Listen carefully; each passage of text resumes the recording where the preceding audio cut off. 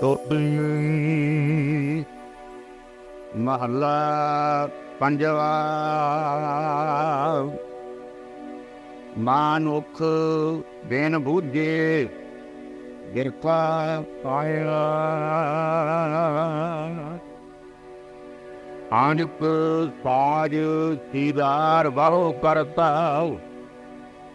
ਜਿਉ ਮਿਰਤਕ ਉਠਾਇਆ। ਮਾਨੁਖ ਬਿਨ ਬੂਝੇ ਬਿਰਥਾ ਆਇਆ।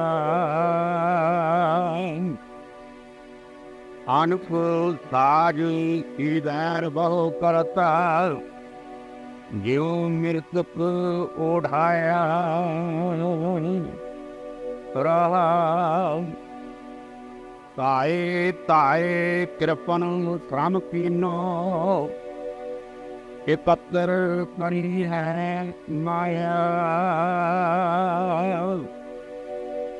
ਦਾਨ ਪੁੰਨ ਨਹੀਂ ਸੰਤਨ ਸਿਆ, ਕਿਤਹਿ ਕਹਾਣੀ ਨਾ ਆਇਆ। ਕਾਰਿਆ ਭਰਨ ਸਵਾਰੀ ਤੇਜਾ, ਕਾਮਣ ਥਾਟ ਬਣਾਇਆ।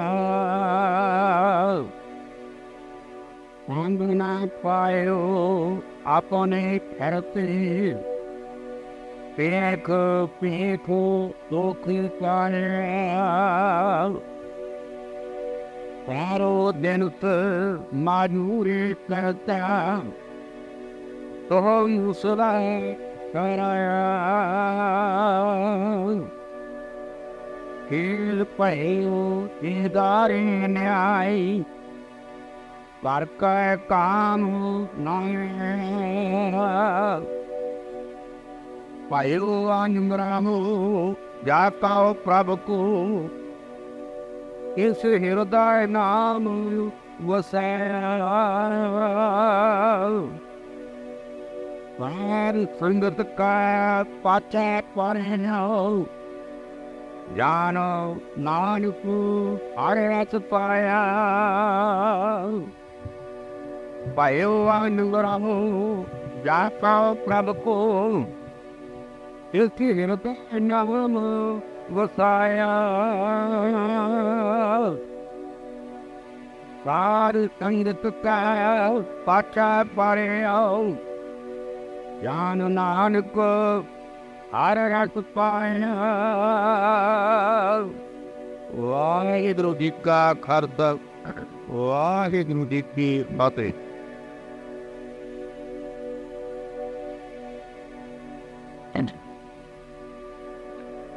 ਗੁਰੂ ਸਾਹਿਬ ਸਿੰਘ ਜੀ ਕਨਿੰਗ ਫਤਿਹ ਕਬੂਲ ਕਰਨੇ। ਵਾਹਿਗੁਰੂ ਜੀ ਕਾ Khalsa. And what is it? ਪਾਵਨ ਪਵਿੱਤਰ ਹੈ ਰਾਗ ਟੋਡੀ, ਧੰਨ ਗੁਰੂ ਅਰਜਨ ਦੇਵ ਜੀ ਮਹਾਰਾਜ ਦਾ। ਜਿਹੜਾ ਸੋਚ ਵਿਸ਼ਾਲ ਪਰ ਕਰਮ ਚੱਲਦਾ ਹੈ, ਜੀਵਨ ਦੇ ਲਕਸ਼ ਨੂੰ ਸਮਝੇ ਬਿਨਾ ਜੀਵਨ ਬਤੀਤ ਕਰਨਾ ਵਿਅਰਥ ਹੈ। ਕਿਦੋਂ ਜੀਵਨ ਦਾ ਲਕਸ਼ ਕਿਉਂ ਜੀ ਰਿਹਾ ਹੈ? ਜੀਵਨ ਕਿਉਂ ਹੈ? ਬਗੈਰ ਉਹਨੇ ਪੈਦਾ ਕਰਾਂਗੇ ਕਿਸੇ ਨੇ ਜੀਵਨ ਦਾ ਲਕਸ਼ ਖਾਣਾ ਪੀਣਾ ਹੀ ਰੱਖਿਆ। ਇਹ ਇੱਕ ਸਾਧਨ ਸੀ, ਲਕਸ਼ ਨਹੀਂ ਸੀ। ਕਿਸੇ ਦੇ ਜੀਵਨ ਦਾ ਲਕਸ਼ ਪਰਿਵਾਰ ਹੈ, ਜਨ ਸੰਪਦਾ ਹੈ। ਇਸ ਤੋਂ ਅੱਗੇ ਅੱਜ ਤੱਕ ਮਨੁੱਖ ਦੀਆਂ ਨਿਗਾਹਾਂ ਨਹੀਂ ਗਈ। ਇੱਥੇ ਵੀ ਰੁਕਿਆ ਗਿਆ, ਇੱਥੇ ਵੀ ਰੁਕਿਆ।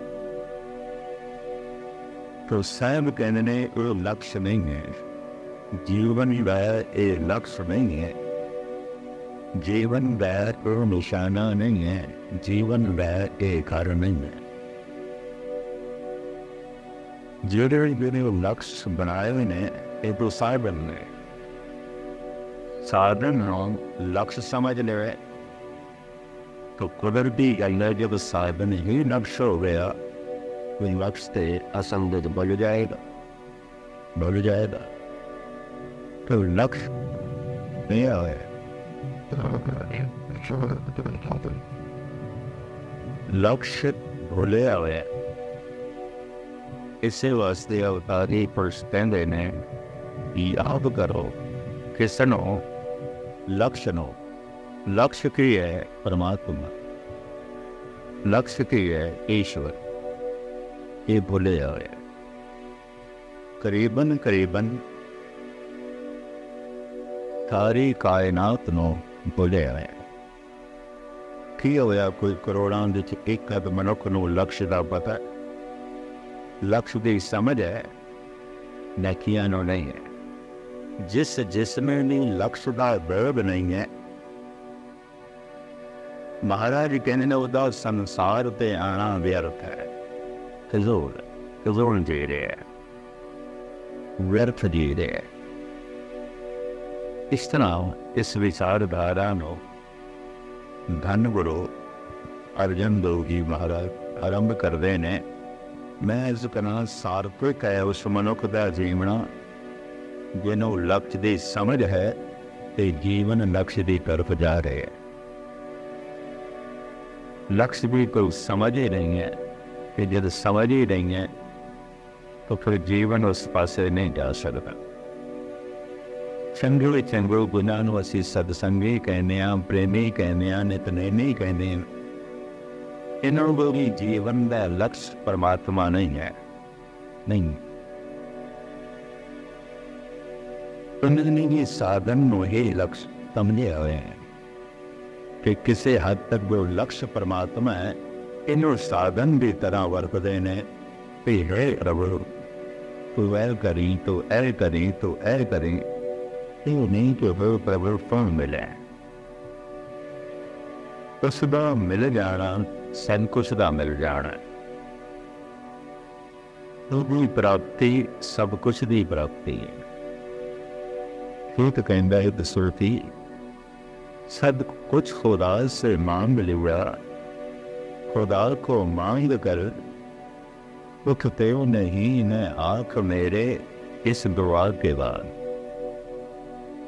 कहता है जिस बंदा मैं रब नूं मंगे हुण होर कुछ मंगना चंगा ही नहीं लगता। रब को ही मंगे मैं रब नूं ही मंगे और कुछ नहीं मंगे। परमात्मा कोलों की मंगे परमात्मा कोलों परमात्मा नूं ही मंगे। बड़ा सियाणा होवेगा, सूझवान होवेगा, यही सियाणे है। बाकी सब मोह ने जो परमात्मा को लो और ते मंग लेंदे ने, पर परमात्मा नूं नहीं मंगदे। ते जिहड़े होर मंग रहे ने सब कहते ने मम्मा मांगन हार ए आना। ये सब ए आने ने, बच्चे ने, नादान ने, ना समझ ने। मम्मा मांगन हार ए आना, ए आने ने खिलौने ही मंगने ने। कई दफे खिलौनिया की ममता करके, खिलौनिया की पकड़ करके मां नूं भी भुल जाता, प्यो नूं भी भुल जाता। जरा वड्डा हो गया, खिलौने वड्डे हो गए ने, हुण परिवार करके निरंकार नूं ही भुल गए। हुण पदार्थां करके परमात्मा नूं ही भुल गए। परमात्मा को अगर कुछ मंगण वास्ते भी जाता, किसी मंदिर मस्जिद गुरुद्वारे तो साधना भी करता है, जप तक भी करता है, परमात्मा को मंगता है। परमात्मा ने छोड़ के सब कुछ मंगता, सब कुछ मंगता एक परमात्मा को छोड़ के। जेड़ा जेड़ा मंगता है और जो कुछ मनुख मंगता है, वो तो गुरबाणी कहती है बिना मंगिया ही बिगड़े है। अड़ मंगिया दान देवना, कहो नानक सच संभाल लिए। साड़ी मेहनत कोई संसारी अजाई नहीं जाती, और वो साड़ी प्रारंभ मंगू तो मिलता जाए, बिना मंगिया ही मिलता जा रहा है। इस वास्ते साहब कहते ने मांग मांग मांग ਮੰਗ ਨ ਮੰਗ ਸੋ ਇੱਕ ਹੈ ਮਾਂ, ਉਸ ਇੱਕ ਨੂੰ ਹੀ ਨਾ ਛੱਡ ਬਾਕੀ, ਬਸ ਉਸ ਇੱਕ ਨੂੰ ਛੱਡ ਕੇ ਹੀ ਸਭ ਕੁਝ ਮੰਗਦੇ ਹਾਂ। ਚੰਗੇ ਚੰਗੇ ਸਤਸੰਗੀ ਨਿਤਨੇਮੀ ਪ੍ਰੇਮ। ਮਹਾਰਾਜ ਕਹਿੰਦੇ ਨੇ ਮੰਗ ਨ ਮੰਗ ਸੋ ਇੱਕ ਹੈ ਮਾਂ, ਨਾਨਕ ਜਾ ਕਰ ਪਰੇ ਪਰਾ। ਸਾਰੇ ਧੰਨਿਆਂ ਤੋਂ ਸਾਰੇ ਦੁੱਖਾਂ ਤੋਂ मुक्त हो जाए, उस एक नो मांगी। सब कुछ खुद ऐसे मांग लिया, खुदा को मांग कर दुख पे नहीं है हाथ मेरे इस दुआ के बाद। कहता जिस बंदा मैं ये मंग रहा है हुण और कुछ भी मंगना चंगिया नहीं लगता, पर परमात्मा लक्ष्य होवे तां ऐसा होंदा है। सतसंग कीता होया किस दा सफल, जिन्हें जीवन का लक्ष्य परमात्मा नो समझ दे। सतसंग कीता सफल होया ते जन्म किस दा सफल होया, जेदा जीवन लक्ष्य तक पहुंच गया। ये दो तरह की सफलता है। पहली सफलता कीर्तन सुनन दी, कथा सुनन दी, जप तप करन दी, दान पुण्य करन दी, सतसंग दे जाण दी सफलता। किस दिन सफलता? गुरु दिन जीवन का लक्ष्य केवल गुरु नूं लग दिता है, परमात्मा तो ही मिल। ये सतसंग का फल मिल गया, समझ मिल गई, पता चल गया। पर संसार ते आया है मिलिया होया जन्म, ये कदों सफल होगा जब जीवन लक्ष्य तक पहुंच गया। एक समझना है, एक प्राप्त करना है। जिन्हों जानना है उन्हों प्राप्त करना है, जिन्हों प्राप्त करना है उन्हों पहले जान। ऐसा कुछ ख्याल मेरे पातशाह ने इस वाक दे दिता है। उस परमात्मा को बिना गो मंगना है तो किसी और चीज़ नूं लक्ष्य रखना है। इस पावन पवित्र वाक विच मेरे पातशाह ने उदाहरण प्रमाण दृष्टांत बड़े सुंदर दिते हैं, बड़े प्रबल दिते हैं। इस वास्ते वो सारे दृष्टांत भी आप जी के सामने खोलिए। लड़ीवार आप वाक नूं सरवण करो, प्यार नाल आखो सतनाम श्री गुरु। टुड्डी महंदा पंजवा मानुख विरबुद्धि व्यर्था। मनुख जीवन के लक्ष्य नूं समझे बिना व्यर्थ है। तुदा जन्म व्यर्थ गया, एदा संसार ते आवना व्यर्थ, एदा जीवना व्यर्थ। ये लक्ष्य का नहीं पता, ये लक्ष्य भी नहीं समझ आती। आनपुर पाजुर खिलदार मनो परता जो मृतक ओढ़ाया। जितना बाकी सागो समान है, जो कुछ भी है कि जितना अपना तन सवारदा है। महाराज कहते ने सब कुछ मुर्दे का श्रृंगार है और कुछ भी नहीं, मुर्दे का श्रृंगार। शायद आपनों पता होवे यूरोप के देशों के कुछ एशिया के देशों एक बहुत वड्डा धंधा है मुर्दियां नूं शिंगारना, बड़ा वड्डा धंधा है। क्यों? चाइनीज लोग, कोरिया, थाईलैंड के लोग मुर्दे नूं 10-15 दिन 20 दिन घर दे च रखते हैं।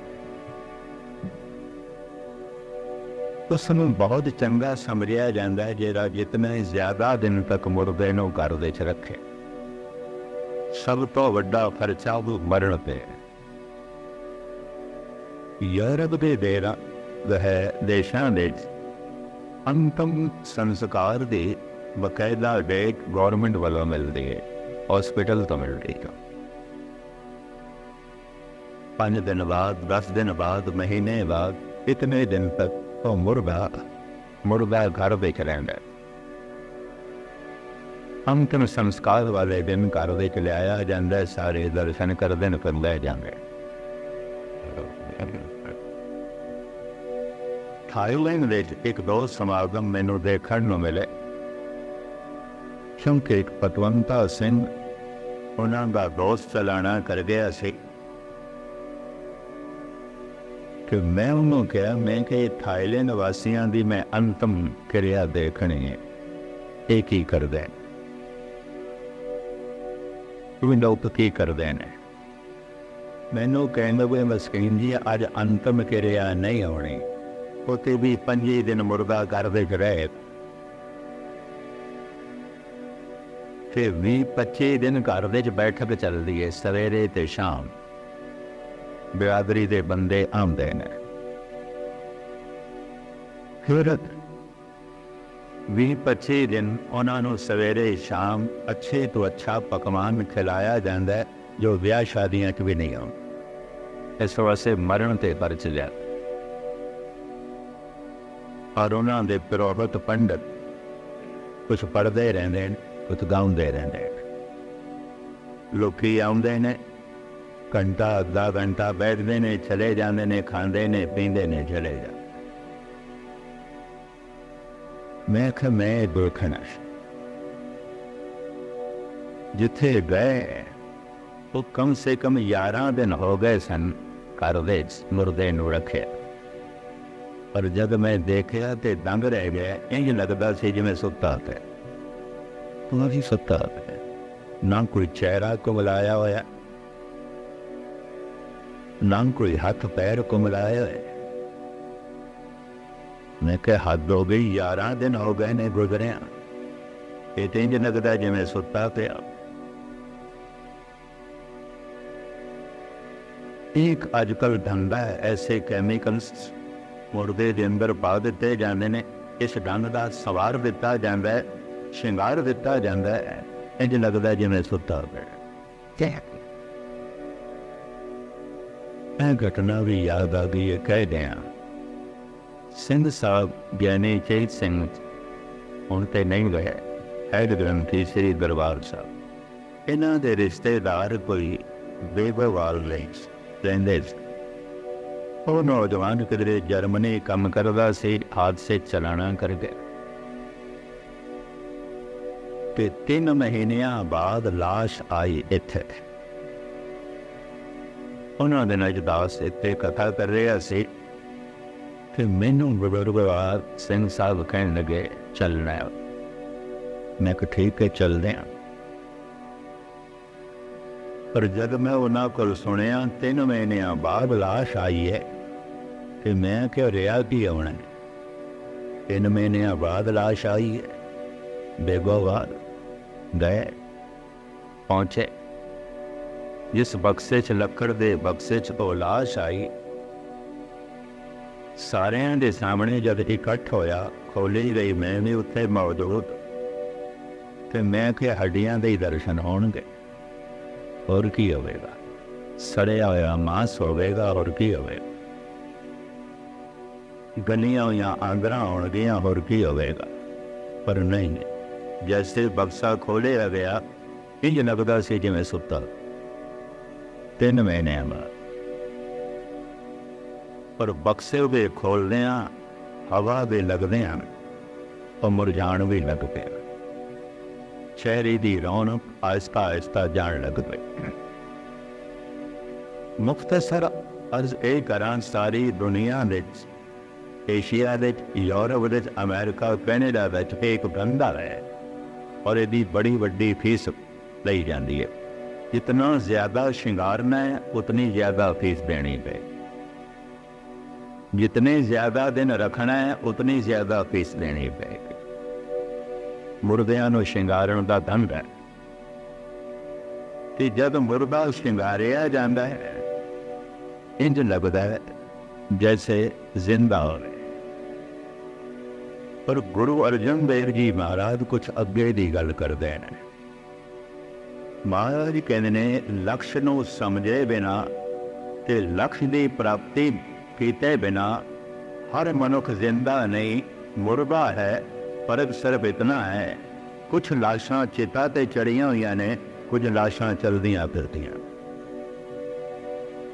ਕੁਛ ਮੁਰਦੇ ਕਬਰਾਂ ਦੇ 'ਚ ਪਏ ਨੇ, कुछ मुर्दे घरां 'च बैठे ने, दुकानां ते बैठे ने। कुछ मुर्दे कब्रिस्तान दे च ने, कुछ मुर्दे बाजारां दे च घुम रहे ने। मुर्दे जरा शिंगारे हुए ने, संवारे हुए ने, मुर्दे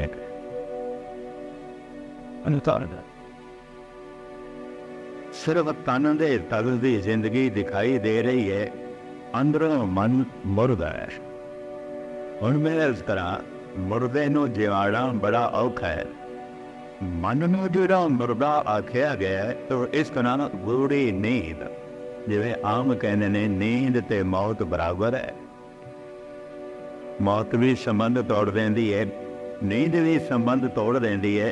मन सुत्ता पिया है परमात्मा दे पर, इस वास्ते कहंदे हैं मुर्दा है। पर यह मुर्दा जिंदा हो सकता, इनू जिवाया जा सकता, इनू जिंदा किया जा सकता है, इनू उठाया जा सकता है।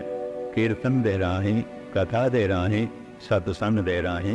जैसे लक्ष्य की समझ आएगी, ये फिर लक्ष्य की प्राप्ति पर बिना रहेगा नहीं। और मैं फिर दोहरा दिया, इस सत्संग का फल की है, लक्ष्य की समझ आ गई है। जीवन का लक्ष्य परमात्मा है, जीवन का लक्ष्य ईश्वर है, गुरु है। समझ आ गई, सत्संग का फल मिल गया है। ये मनुख हुण जब तक कीते बिना रहेगा नहीं। ये मनुख हुण साधना लई वध तो वध समा कटेगा। ये मनुख हुण जब तक लई बहुत वड्डा समा कटेगा। लक्ष्य की समझ नहीं आई तो महाराज कहते ने फिर मुर्दे ही ने। ये मुर्दे जरा चलते फिरते ने, कदी घर दे चाहुंदे ने, कदी बाजार दे चाहुंदे ने, कदी दुकान दे चाहुंदे ने, कदी फैक्ट्री दे चाहुंदे ने। सब चलदियां फिरदियां लाशां। महाराज ऐसा कह रहे हैं। और भी ऐसा फरमान करते हैं, नाम बिना जेता व्यवहार। गुरु अर्जन देव जी, नाम बिना जेता व्यवहार, ज्यों मेरे तक मिथ्या सिंगार। सारा आवर श्रृंगार मुर्दियां दा सिंगार, मुर्दे शिंगार है। कब्रिस्तान दे तैर इतनियां कबरां ना होवन जिहदियां चलदियां फिरदियां कबरां दिखाई दें। कुछ भी नहीं है जीवन दे, कुछ भी नहीं। जरा खोल के देख लेना, सिवाय मुर्गमी तो होर कुछ भी नहीं निकले, सिवारे रोने पिटण तो होर कुछ भी नहीं निकले। खोल के देख लेना। मैं अक्सर अर्ज करता हूं ना, हर मनुख ने पता न कितना रोना छुपाया होया है, कितना दुख छुपाया होया है। ये हसदे मुस्कुरांदे चेहरे पता नहीं कितना रोना छुपाई बैठे। ये चमकदे ते चुपड़े मथे कितना कलेश छुपाई बैठे ने। ये घरां दी खामोशी पता नहीं कितने भांबड़ा नो छुपाई बैठी है। दस ये चमदियां फिरदियां लाशां, ये कबरां, ये शमशान घाट। महाराज इस तरह कहते ने, भावें कितना शिंगारे आया है, कितना साजो समान है, कितनी धन संपदा है। महाराज कहते ने ध्यान नाल इसनों विचारना है, मुर्दा शिंगारे आया, मुर्दा शिंगारे, जिंदा नहीं है। जिंदा ते तां हो सकदा सी, सो जीविया जिस मन वसिया सोए, नानक अवर ना जीवे पर नहीं जीवना। बाकियों के मन ते मरे हुए ने। इस मरे हुए मन को इस तरह लेना चूंकि तार्किक तर्क कर सकता है। तन दे तल ते जो मर गया जिंदा नहीं हो सकता, नहीं हो सकता।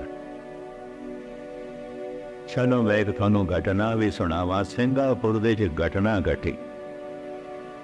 एक चंगे धनाड़ दा नौजवान लड़का चलाना कर गया सिंह।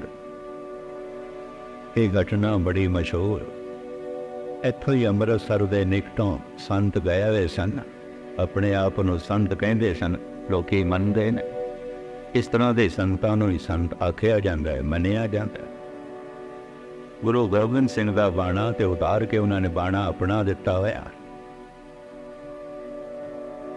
ਉਹਨਾਂ ਨੇ ਕਿਹਾ ਇਸ ਨੂੰ ਘਰ ਦੇ 'ਚ ਰੱਖੋ, ਸ਼ੀਸ਼ੇ ਦੇ ਬਕਸੇ 'ਚ, ਅਗਲੇ ਸਾਲ ਮੈਂ ਆਵਾਂਗਾ ਇਸ ਨੂੰ ਜ਼ਿੰਦਾ ਕਰਾਂਗਾ। ਮਲੇਸ਼ੀਆ ਸਿੰਗਾਪੁਰ ਦੇ 'ਚ ਇਹ ਘਟਨਾ ਬੜੀ ਮਸ਼ਹੂਰ ਹੋਈ, ਜ਼ਿੰਦਾ ਕਰਾਂ। ਹੁਣ ਬਦਕਿਸਮਤੀ ਸਮਝ ਲਓ, ਮੈਂ ਉਹਨਾਂ ਦੇ ਨਾਲ ਕਿਧਰੇ ਉੱਥੇ ਹੀ ਸੀ ਤੇ ਉਸੇ ਗੁਰਦੁਆਰੇ ਕਥਾ ਕਰ ਰਿਹਾ ਸੀ ਜਿੱਥੇ ਉਹ ਆਏ। ਮੈਂ ਕਹਿ ਬੈਠਾ, ਮੈਂ ਕਿ ਸਾਲ ਬਾਅਦ ਇਹਦੀਆਂ ਹੱਡੀਆਂ ਵੀ ਨਹੀਂ ਲੱਭਣੀਆਂ। ਆਖਦਾ ਪਿਆ ਸੰਤ ਆਖੇ ਤੇ तो तनाव खड़ा हो गया, मेरे नाल झगड़ा शुरू हो गया। कहने के साल उड़ीके बिना तुसी किस तरह कह सकते हो? मैं कहा मैं कह सकता, रब्बी नहीं है, ईश्वरी नहीं है। मैं प्राण निकल चुके ने, डॉक्टरों ने कह देता है मुर्दा है, नहीं जिंदा होया, नहीं होया। साल बाद वो कहने जिंदा करांगा। मैं कि साल बाद शायद इसका मांस भी ना लवे, हड्डियां भी ना लवे। ये तनाव काफ़ी वधिया, मैनू बड़ा बुरा वाला आख्या। ते ओह जिन्हां दा लड़का गुजरिया सी, कहने थानू पता नहीं है संत शराब दे देणगे। ते मैं कहा फिर समझ लेना, मैनू शराब लग जाए तो फिर सच समझ लेना, ते जे ना लगे तो फिर मेरी गल नू सच समझ।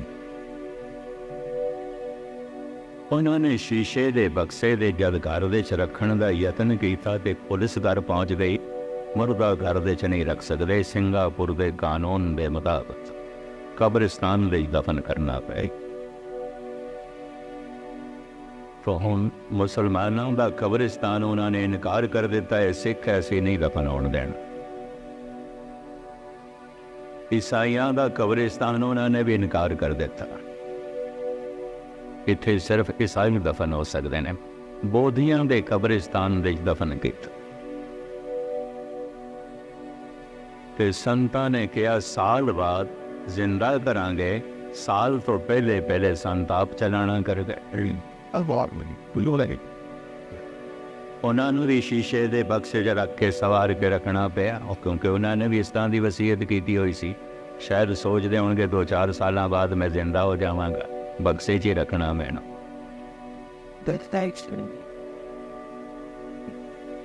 पर चूंकि वो बहुतियां नूं अपना चेला बना रहे, चेला बना चुके सन, ते चेले सारे धनवान सन।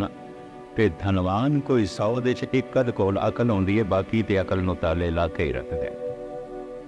बाकियां दी अकल ते बस दाने ही होंदी और कुछ नहीं। इस तो इलावा उन्हां दी अकल नहीं होंदी। माया दारी अत अन्ना बोल इतने अंधे होंदे ने, ना सच वेख सकते ने, ना सच सुन सकते ने। मैं ये लफ्ज़ भी कहे, मैं कहा तुहानूं गुरबाणी की सच्चाई ना सुनाई दे रही है, ना दिखाई दे रही।